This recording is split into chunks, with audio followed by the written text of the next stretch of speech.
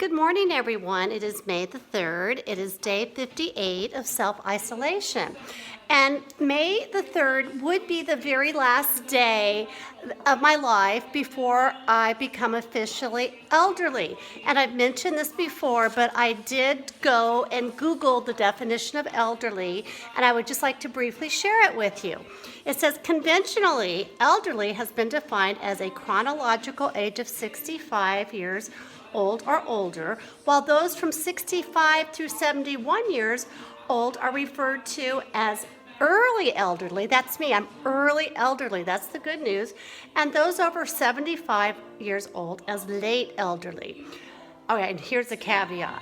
However, the evidence on which this definition is based is unknown, and I swear it wasn't me. If you Google elderly 65, that's what you will see.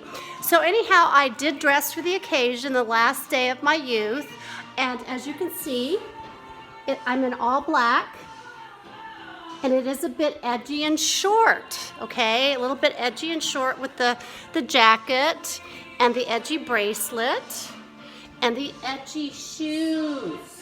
So it is Sunday morning, and we are listening to We Are Young because I thought that would be appropriate, and we're going to transition over to our service area. And again, we have the Believe artifact for you to see. I think you can see that.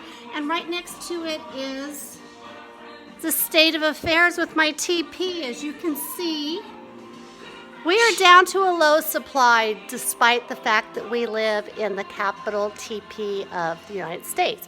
So today we're going to do a short sermon. Short sermons are good. I know that you've all been to church services where if the sermon had been perhaps an hour shorter, it would have been a good sermon. So it's going to be very short today. And the topic is the Serenity Prayer because I thought it was very apropos these days.